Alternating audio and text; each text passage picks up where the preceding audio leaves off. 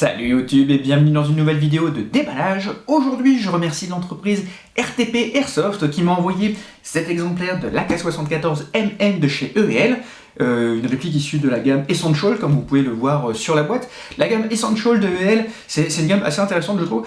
L'idée c'est en fait de proposer un externe de haute qualité avec un interne qui lui par contre va être plutôt moyen. Le but c'est en fait de permettre aux gens qui de toute façon ont l'intention de changer tout l'interne de leur réplique, et ben ça permet d'avoir une réplique qui a quand même un externe de très haute qualité. Je trouve que c'est une bonne idée de la part de EEL. Je sais pas pourquoi je vous parle de ça parce que ce n'est pas du tout le sujet de cette vidéo. En effet aujourd'hui, et contrairement à ce que je vous propose d'habitude, je ne vais pas vous montrer une réplique d'origine telle qu'elle sort de l'usine du fabricant. Aujourd'hui donc je vais vous montrer une réplique qui a été lourdement customisée, que ce soit au niveau de l'externe ou de l'interne. Et ce custom donc a été réalisé par l'entreprise RTP Airsoft. Ce que je vais faire, c'est que je vais ouvrir la boîte, je vais vous montrer la réplique, je vais vous montrer aussi les petits goodies que m'a envoyé l'entreprise. Ensuite, on parlera de RTP Airsoft et encore ensuite, on parlera de la réplique. Comme d'habitude, je vais inclure un sommaire qui est accessible dans la description de la vidéo. Donc le cas échéant, ça vous permettra d'accéder directement à la partie de la vidéo qui vous intéressera le plus. Et d'une façon générale, de toute façon, je vous encourage à aller lire les descriptions de vidéos. J'essaye toujours d'y inclure les informations pertinentes. Voilà, maintenant, on va voir la boîte. Alors, à l'intérieur, nous avons... Hop.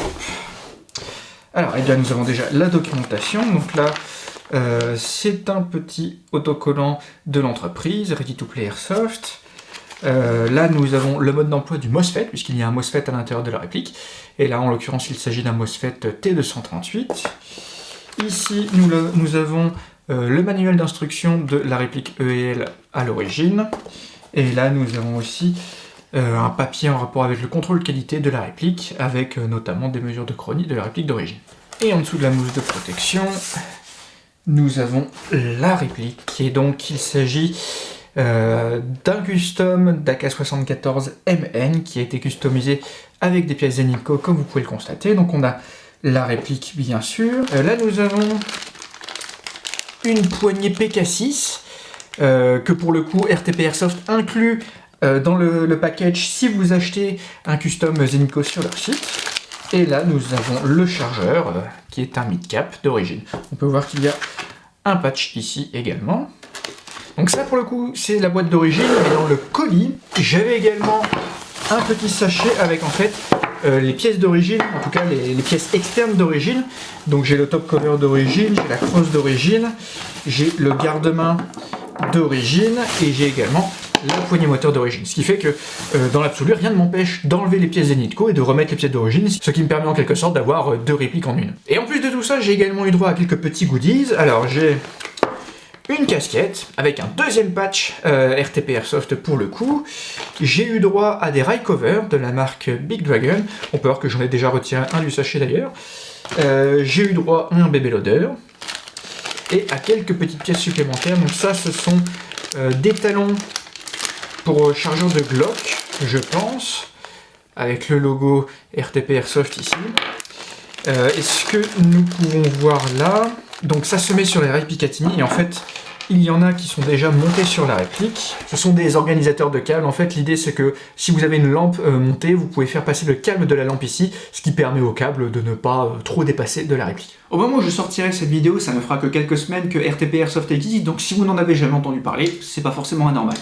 Donc RTP Airsoft, donc c'est un acronyme, RTP, ça signifie Ready to Play Airsoft, et de mon point de vue, il s'agit d'une entreprise à mi-chemin entre la boutique d'Airsoft traditionnelle et l'atelier d'upgrade. Donc si vous allez sur le site de Ready to Play Airsoft, vous verrez qu'à l'heure actuelle, il y a une petite sélection de répliques, donc pas encore énormément pour le moment, ça devrait s'élargir au fur et à mesure, mais pour le moment, vous avez le choix entre les HK416, donc les HK416 qu'ils proposent, ce sont des HK416 de chez Umarex, donc fabriqués par VFC, si je vous dis pas de bêtises, qui disposent d'un externe très qualitatif. Ensuite, vous avez leur gamme d'AK, donc des AK de chez EEL. Vous avez le choix de mémoire entre une AK12, une AK-S74U, une AK-74MN, et aussi des AK-74MN, mais customisés avec des pièces Zenitco. Donc ça, c'est la réplique qu'ils m'ont envoyée pour le coup. Et si votre truc c'est plutôt le sniping, ils proposent également des fusils de sniper sur base de VSR10.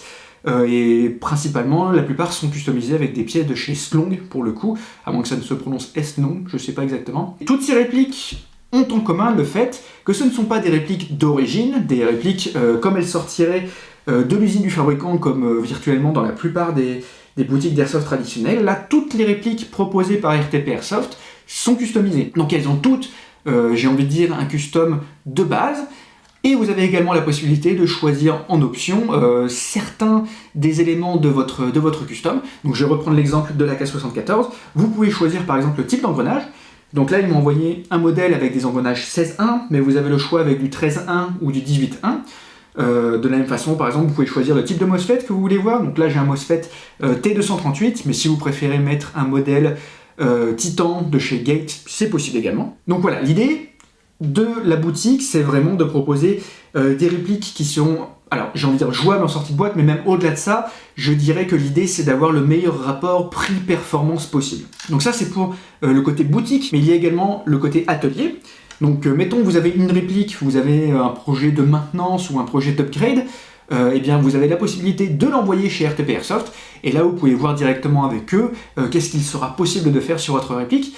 Donc les tarifs pour l'atelier, je crois que c'est à partir de 30 €. Mais si vous avez plusieurs répliques, beaucoup de répliques, et que vous avez beaucoup de projets d'upgrade ou de maintenance à faire, vous avez également la possibilité de devenir membre de l'atelier.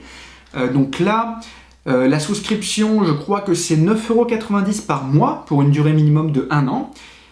Et une fois que vous devenez membre de l'atelier, vous avez la possibilité de leur envoyer jusqu'à 5 de vos répliques, autant de fois que vous le souhaitez. Et vous n'aurez pas à payer de main-d'œuvre supplémentaire. Pour le coup, je trouve que c'est une offre vraiment intéressante. Et moi, je vous cache pas que des répliques, j'en possède 2 ou 3 quand même. Pour certaines d'entre elles, j'ai des petits projets d'upgrade. Et 9,90 € pour pouvoir leur envoyer 5 de mes répliques autant de fois que je le souhaite pendant toute une année, je trouve que c'est une offre plutôt intéressante pour le coup.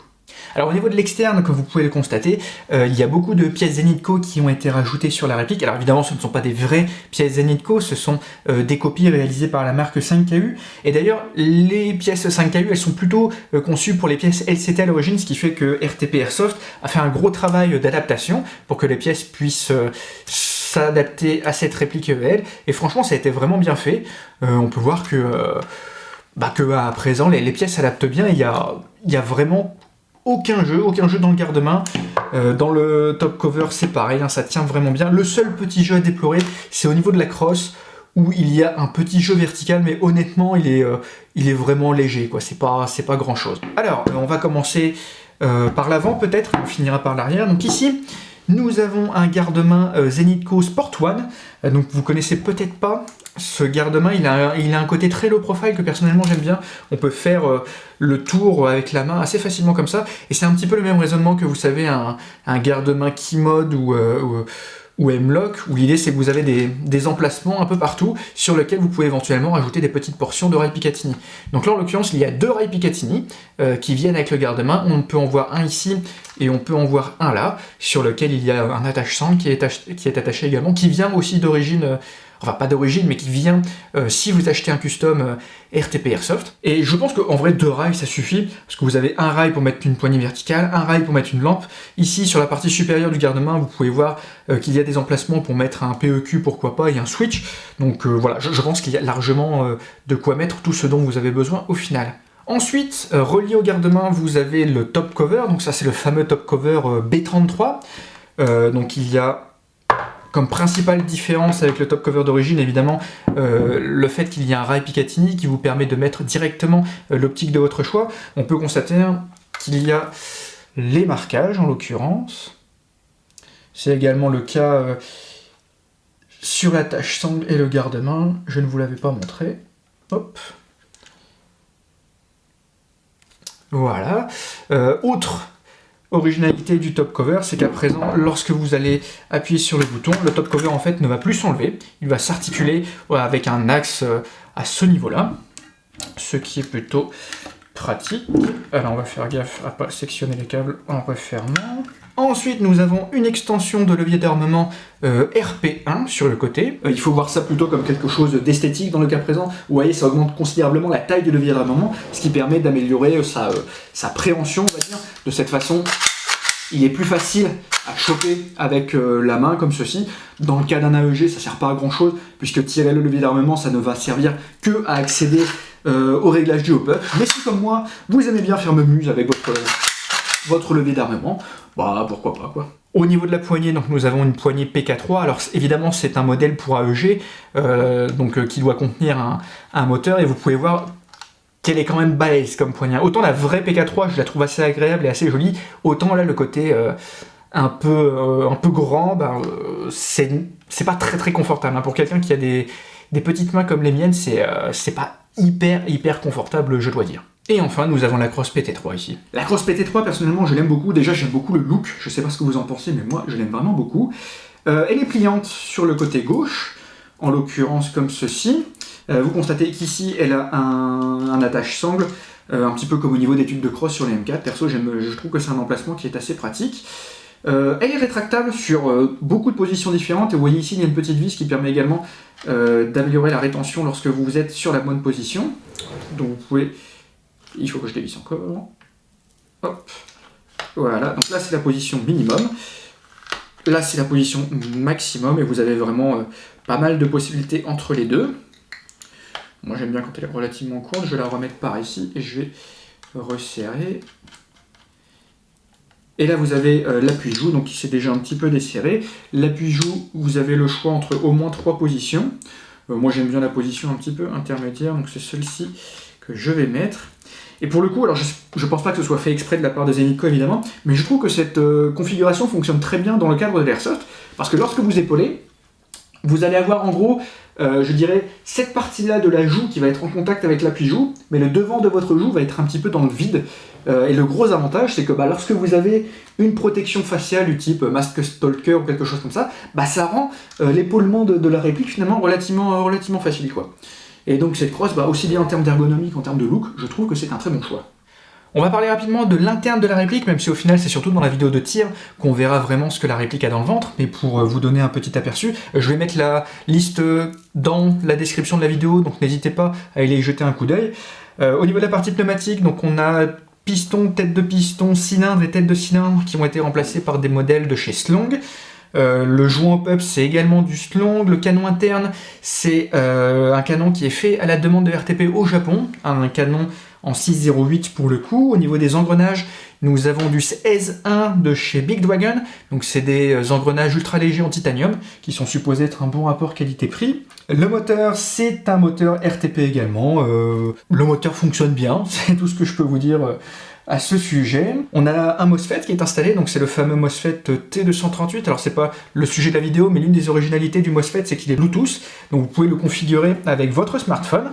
Et pour vous donner donc un petit peu une idée, vous pouvez choisir, par exemple, à la place du semi-auto, vous pouvez choisir des rafales de 2, de 3 ou ce genre de choses. Vous pouvez choisir d'avoir une binary trigger. Donc binary trigger, l'idée c'est que vous appuyez sur la détente, ça tire un coup, vous relâchez la détente, ça tire un autre coup. Ce genre de choses. Vous pouvez faire la même chose pour le mode full auto évidemment. Vous pouvez choisir de mettre du pré-cocking, vous pouvez modifier la cadence de tir, donc plutôt que d'avoir 100% de la cadence de tir, vous pouvez choisir d'avoir que 50% de la cadence de tir, si vous avez envie par exemple d'avoir une cadence de tir plus réaliste. Vous avez de l'active braking, là aussi vous pouvez choisir la sensibilité. Vous avez même par exemple un limitateur de coups. C'est-à-dire par exemple vous pouvez limiter le nombre de tirs à 30, et une fois que vous arrivez à 30, la réplique va refuser de tirer pendant quelques secondes, ce qui va plus ou moins simuler un arrêt de tir. Alors ce qui est dommage, c'est que ça prend pas en compte évidemment les rechargements tactiques. Bref, le sujet de la vidéo, c'est pas forcément le MOSFET. Si vous êtes intéressé par ce MOSFET, je vous recommande la vidéo de la Made in Chavez. Je vais vous mettre le lien par ici, ainsi que dans la description de la vidéo. Alors un petit détail aussi au niveau du bloc hop-up. Donc le bloc hop-up pour le coup est d'origine. Hop, donc c'est le fameux bloc hop-up en réglette qui est présent dans beaucoup de répliques d'AK.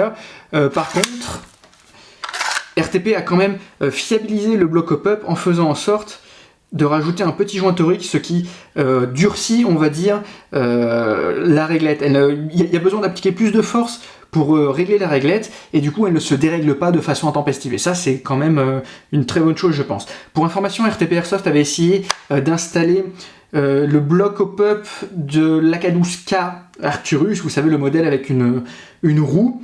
Malheureusement pas vraiment réussi à faire en sorte d'avoir quelque chose qui à la fin était parfaitement fonctionnel, et ils se sont dit que le bloc pop-up d'origine fiabilisé c'était une meilleure alternative au final. Enfin voilà, je crois que je vous ai dit tout ce que je voulais vous dire, non seulement à propos de l'entreprise RTP Airsoft, mais également à propos de ce custom qu'ils m'ont envoyé. Alors pour ne rien vous cacher, lorsque RTP Airsoft m'a contacté, ils m'ont proposé de choisir parmi le catalogue quelle réplique m'intéressait le plus. Donc je suis allé voir le catalogue, et de toutes les répliques qu'ils proposent, bah pour le coup c'est vraiment celle-ci qui m'avait tapé dans les yeux. Cette AK full Zenitco avec les pièces Biton, je trouve qu'au niveau du look ça en jette vraiment. Et dans la mesure où c'est ni plus ni moins que la réplique la plus onéreuse qu'ils proposent à l'heure actuelle sur leur site, c'est très sympa de leur part d'avoir accepté de m'envoyer ce modèle. Je sais pas pour vous, mais moi je suis assez sensible à l'offre de RTP Airsoft, ce mélange voilà, entre boutique et atelier, surtout pour les gens comme moi qui aiment pas trop bricoler. Je trouve que c'est une offre vraiment intéressante, quoi. Et la possibilité de devenir membre de l'atelier, donc pour un peu moins de 10 € par mois, avoir la possibilité d'envoyer jusqu'à 5 de mes répliques pour faire autant d'upgrade ou de maintenance que je les souhaite, je trouve que c'est une offre vraiment intéressante. Bien sûr, je vais faire une vidéo de tir avec ce custom. Moi, ça fait déjà un petit moment que je le possède à l'heure actuelle, je l'ai déjà emmené dehors pour voir un peu ce que ça donnait. Et pour le coup, c'est très satisfaisant, ça tire droit, ça tire loin, la cadence de tir est chouette. Les FPS, comme on le verra lors du passage chronie, sont très constants, ce qui est très bon signe. Les possibilités de personnalisation offertes par le MOSFET sont également très sympas. Enfin voilà, c'est vraiment une très bonne réplique, je suis très content de la posséder à l'heure actuelle. Donc je remercie une nouvelle fois RTP Airsoft pour l'envoi de ce custom. Je vous remercie vous pour avoir regardé cette vidéo jusqu'au bout. N'hésitez pas à poster les commentaires, dites-moi ce que vous pensez de RTP Airsoft, de leur philosophie, de leur offre. Et quant à moi, je vous dis à la prochaine fois pour une nouvelle vidéo. Et d'ici là, portez-vous bien. Salut!